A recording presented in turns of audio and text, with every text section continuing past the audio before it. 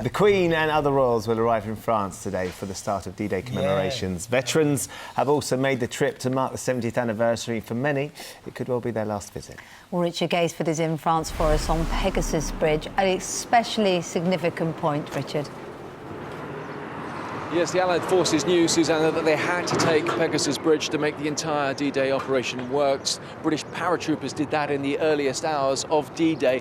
Parachuting in, gliding in, there was a big battle here where I'm standing, and this cafe was the first building in France to be liberated back in June the 6th, 1944. Now, it is a place of pilgrimage. Sid Williams was here just recently. Sid was in a tank on D-Day coming up onto the beaches, and he came back to Pegasus Bridge to be reunited with that tank. It's been recently restored, and his story is an interesting one. He witnessed his mother being killed in the Blitz in Coventry, and Sid stood over his mother's body and said, "I'm going to make this right."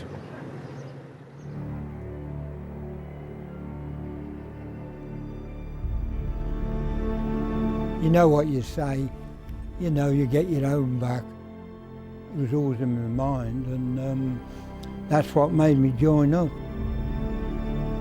She was just laying there on the hearth, like, you know, where they'd carried her in.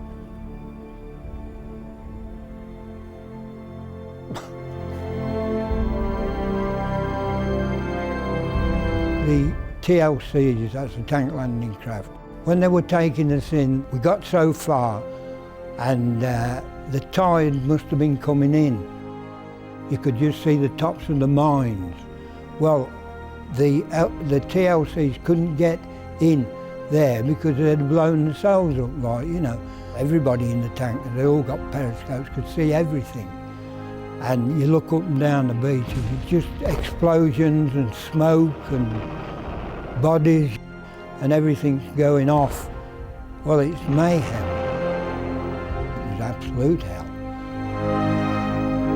Anybody that was outside didn't stand a chance.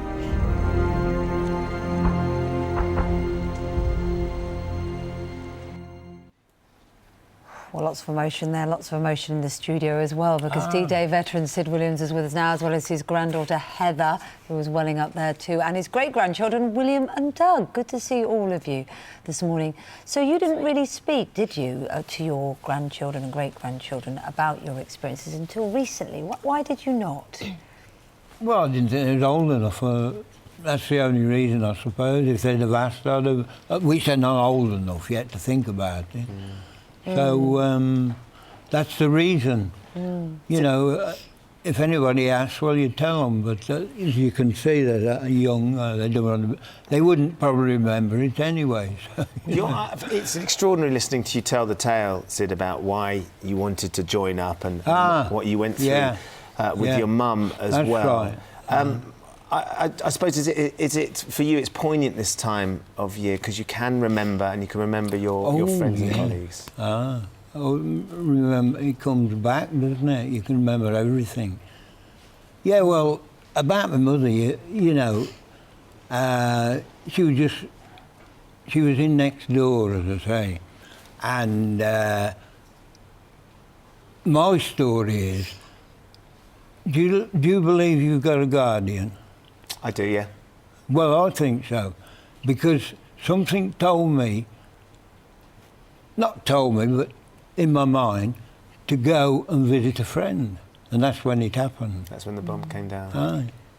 So, you know, I know it sounds extraordinary, but I always say somebody was looking out for me, you know. They were, weren't they? And all along the way, as it turned out. That's right. Yeah. And Heather, when you did finally get to hear some stories, because I know he held back from talking to you too, didn't he? What did you make of it? It makes you realize how resilient he is. You know, he protected us when we were little because we knew that he'd been in the war and we knew about the tanks and landing, but we never kind of knew how graphic it was. And we've always kind of, you know, but you don't really know. And it just makes you realize how resilient he is. Because brave, extraordinarily brave. No. You don't think brave? You say that now. No. Why did you not say brave? He has never said he's brave, and in all honesty, it's the first time I've ever seen his medal. Is it really? Yeah. No, brave, no. Why not brave? Because it seemed brave to us.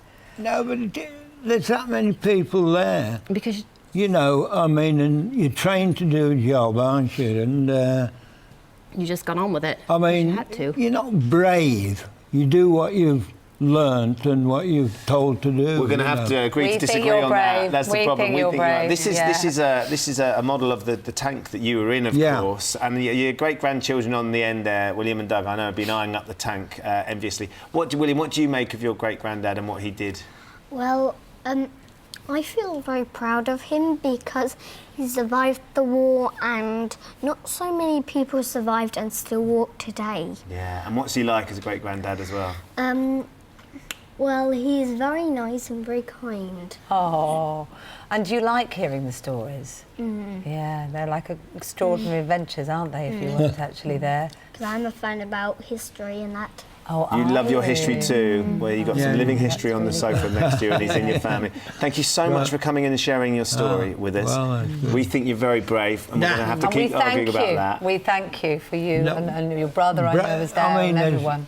thousands of men, you know, and look how many died. Oh, You indeed. know. So it's important that we remember. Thank you for coming in, Aye. Heather. Thank you for bringing all your boys in as well. And well done to you on the end there, Doug. Lovely to see you too. Silent but present, definitely. No.